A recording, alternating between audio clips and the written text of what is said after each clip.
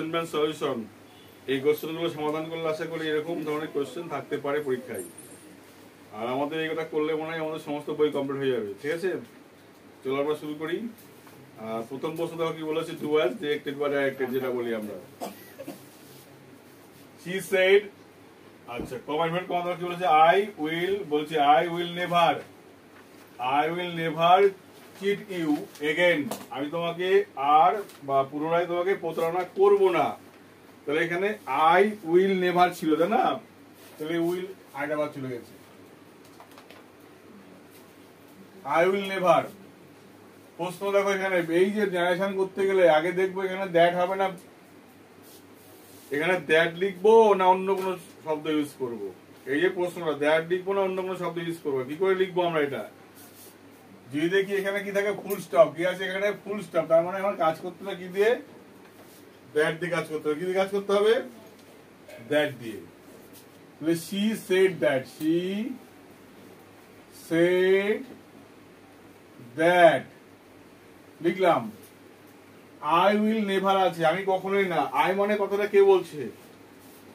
সে বললো আমি কখনোই না, মানে আমি মানে সে কথাটা বলছে, তাহলে I বাদ দেখে লিখতে হবে she, লিখে দাও she। এবার যেহেতু সেটা আছে পাস্ট টেন্সে, প্রথম বাক্য পাস্ট টেন্স, পরের বাক্য আমাদের পাস্ট টেন্সে করতে হবে। সেটা কি করবো আমরা, এই উইল বাদ দিয়ে লিখবো উড। কি লিখবো? উড নেভার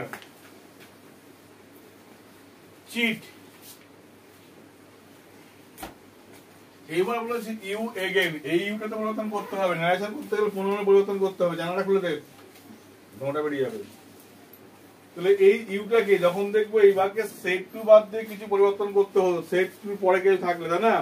কিন্তু এখানে সেট টুর পরে তো কেউ নেই, তাহলে আমরা পরিবর্তন করবো কি করে? তাহলে প্রশ্ন হলো, যখন পরিবর্তন করা কেউ থাকবে না তখন নিজেকে নিয়ে যেতে হবে সেই জায়গাটাকে, কে নিয়ে যেতে হবে? নিজেকে। তার মানে এই ইউটা মানে পরিবর্তন করে কে করবো আমরা? মি করবো। কি করবো? মি। এখানে লেখো মি, নেভার চিট মি। আচ্ছা, এবার এইখানটা এখানে লিখে দাও।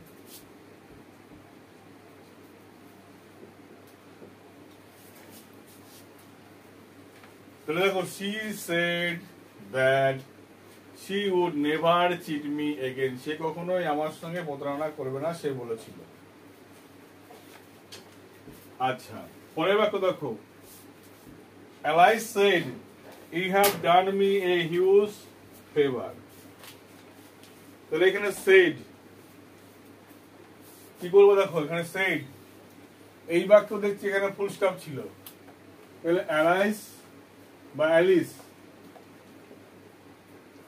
said that,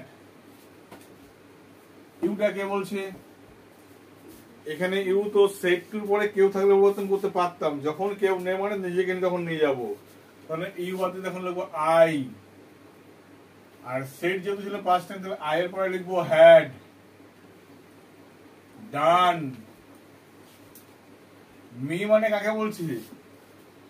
অ্যালিস কে বা অ্যালাইস কে বলছে? তাহলে এখানে লিখবো অ্যালিস বা অ্যালাইস কে, ছেলে না মেয়ে? ছেলে, তাহলে লিখবো হিম। A great by a huge favor।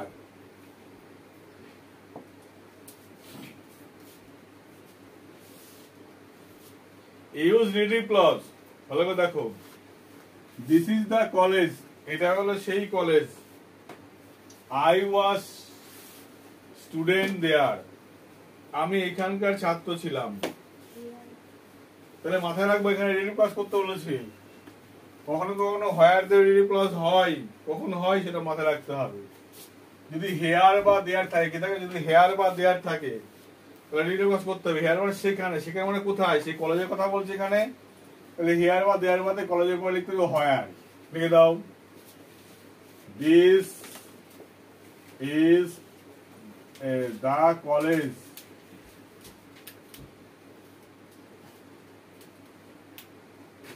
হলো where I was student। প্রশ্ন হলো এই যে কমন স্টুডেন্ট তো কমন নাউন একা বসে না, এখানে আর্টিকেল লাগাতে হয়। এখানে আ স্টুডেন্ট লাগতে হবে, মানে একটা ছাত্র, এ স্টুডেন্ট বা a student. It make a report, change the voice, কে পারবে? ইট মেক্স এ রিপোর্ট, কি করতে হবে ভয়েস শেষ করলে? এ রিপোর্ট আগে আসবে, কারণ দেখো কর্তা হি, মেক ভার, এ রিপোর্ট হলো অবজেক্ট, এটা আগে নিয়ে আসো। তাহলে এ রিপোর্ট, ওয়াজ কে বললো? হবে না, যেহেতু ভার্বের সাথে ইজ আছে, মানে মেক্স, তার মানে প্রেজেন্ট টেন্সে আছে, তাহলে করতে হবে ইজ। আর মেকের পিপি ফর্ম কি হবে? Made, MADE। বাই, কাজটা কে করছে? হি, হি থাকলে কি করতে হয়? Him. He is writing a story, change the voice. He subject, writing verb, a story হলো অবজেক্ট। তাহলে এখানে কি করব? এ স্টোরিটা আগে লিখবো, তাহলে দেখো এ স্টোরি, এ স্টোরি।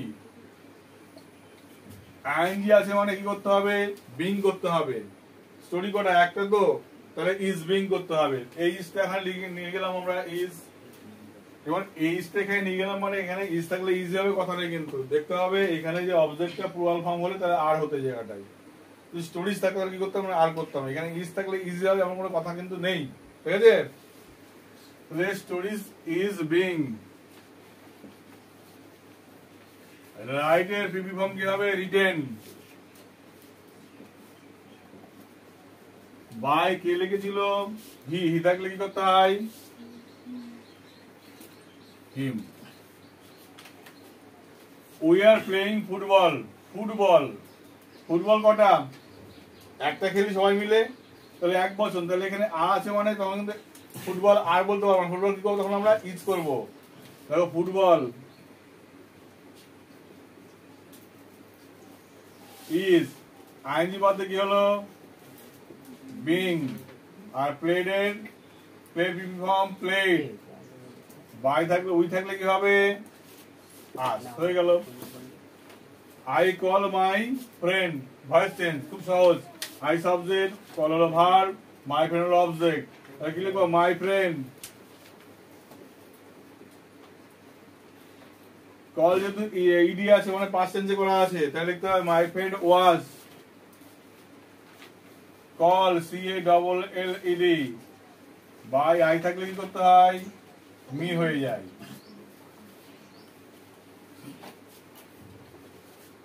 পরে বলেছে দেখো, the student is working hard, he want to make the, আচ্ছা make in final exam, sorry, the student is working hard, ছাত্র পড়াশোনা করছে। হি ওয়ান্ট, সে চাই, good mark in the final exam, পরীক্ষায় ভালো মার্ক চাই, সে চাই। তাহলে হি ওয়ান্টস, এই হি ওয়ান্টসটা বাদ চলে যাবে। ভালো করে বুঝে নাও।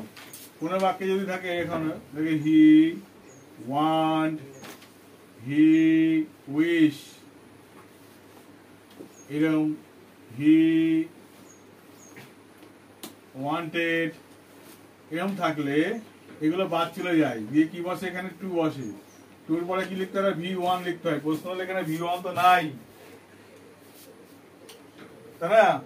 তাহলে দেখো দা স্টুডেন্ট ইজ ওয়ার্কিং হার্ড, এই পরে দেখবা যদি এখানে ভার্ব থাকে, যদি এখানে 1 2 থাকতো, উইশ 2 থাকতো, উইশে 2 থাকতো, তাহলে 2 থাকতো, তাহলে আমরা কি করতাম? আমরা এই 1 2 কে বাদ দিতাম। যদি এইগুলো এই শর্তটার মধ্যে 2 না থাকে তাহলে বাদ দিয়ে লিখতে হবে খালি ফর। যদি 2 থাকে তাহলে সি ওয়ান্ট বা হি ওয়ান্টটা লিখতাম, 2 বাদ দিতাম না, ঠিক আছে? কি বললাম? আর যদি এই সবগুলো একটা না থাকে, ধর হি ওয়ান্ট 2 নাই, শুধু ওয়ান্ট আছে, তাহলে এই টোটালটা বাদ দিয়ে লিখবো, ফর লিখবো। এই বাক্যে দেখো কি আছে? হি ওয়ান্ট আছে খালি, তাই না? তাহলে এই হি ওয়ান্টটা বাদ দিয়ে লিখবো ফর।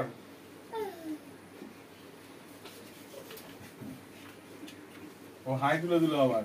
স্টুডেন্ট ইজ ওয়ার্কিং, তাহলে এখানে কি দেওয়া? দেখো স্টুডেন্ট, কত দেখো the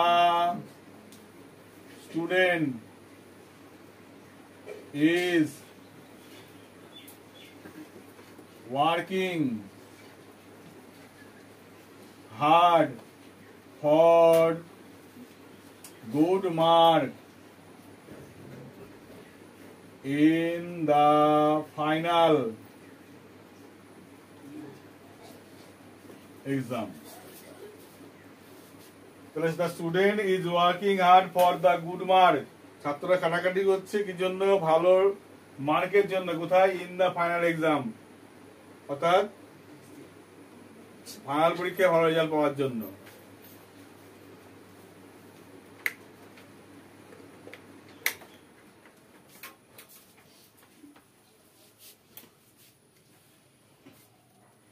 people with shout, people with shout আছে, তাহলে শাউটের উইল আছে মানে কিন্তু প্রেজেন্ট পারফেক্ট টেন্স করতে হবে।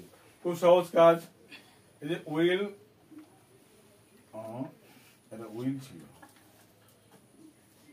গলতি সে মিস্টেক হয়ে যায়। পিপল উইথ শাউট আছে, করতে হবে প্রেজেন্ট পারফেক্ট টেন্স। কোনো কাজই নেই, পিপল আছে, দা আছে, নেই, লিখবো না পিপল। আচ্ছা, পিপল কিন্তু বহু বচন, পারফেক্ট টেন্স কি করতে হবে? হ্যাজ হ্যাভ থাকতে হয়। People have. শাউটের বিভঙ্গ কি হবে? শাউটেড হলো। পরেরটা, we will share your happiness, future continuous tense. দেখো এখানে উই উইল শেয়ার, এই উইলের পরে একটা লিখবো, এই উইলের পরে একটা লিখবো বি। কি লিখবো? বি। শেয়ারের সঙ্গে আইএনজি করে দেবো, এর সঙ্গে লিখবো আইএনজি, তাহলে হয়ে গেল ফিউচার কন্টিনিউয়াস টেন্স। তাহলে we will be sharing, we will B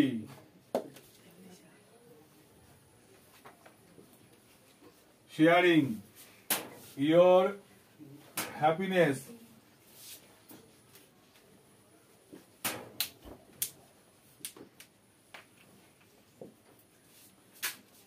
তাহলে we will be sharing your happiness. আচ্ছা, এবারে প্রশ্ন দেখো আছে, বলেছে fill in the blank with appropriate modal verb. Modal verb বলেছে দেখো, you avoid by your teacher, তোমার শিক্ষককে মেনে চলা উচিত কি উচিত না? তাহলে শুড লেখো,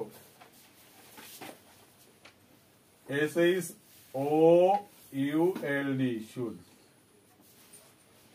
হি সলভ দ্য প্রবলেম, সে সমস্যা সমাধান করতে পারে কি পারে না? তাহলে he can solve, he can solve the problem.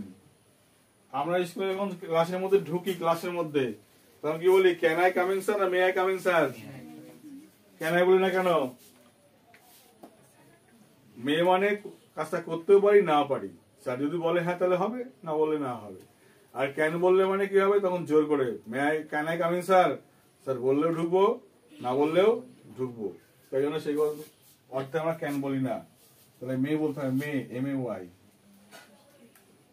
May I coming sir. Man dash die, মানুষ ড্যাশ মরে, মানুষ অবশ্যই মরে, বেঁচে থাকে নাকি কেউ? Man must, MUST, must. I dash speak English, আমি ইংরেজি কথা বলতে পারি, তাহলে আমি পারি, আই ক্যান।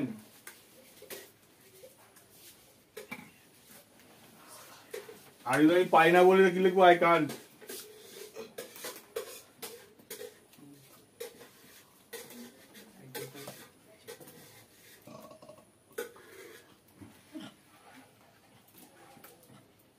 ঠিক আছে, আই কান্ট লিখে দেবো। এইভাবে কিন্তু একটা সেট আছে পরীক্ষায়, সহজ, মানে বেসিক লেভেল যাদের করা আছে তাদের বেসিক লেভেল মানে টেন্স মেন্স জাতীয় এগুলো করা আছে। ভয়েস সেন্স বা নারেশন খুব আহামরি দেয় না, কঠিন কঠিন দেয় না, সহজেই থাকে বা সহজভাবেই পড়া থাকে। যদি আমরা প্র্যাকটিস ঠিকঠাকভাবে করি তাহলে মনে হয় না কোন কঠিন মনে হবে। ঠিক আছে। তোমরা প্র্যাকটিস কীভাবে করো, আর না পারো কমেন্ট করো, আমি সেরকম ভিডিও তোমাদের অবশ্যই প্রোভাইড করবো। ঠিক আছে, বাই।